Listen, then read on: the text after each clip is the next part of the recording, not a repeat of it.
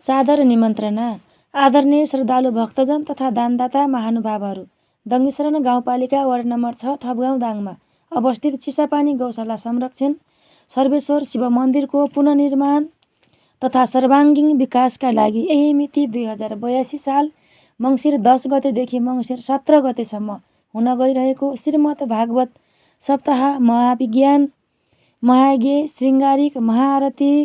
धनधान्य चल प्रीति मोक्ष तथा शालिग्राम पूजा अर्चना नेपालकै ख्यातिप्राप्त युवा पण्डित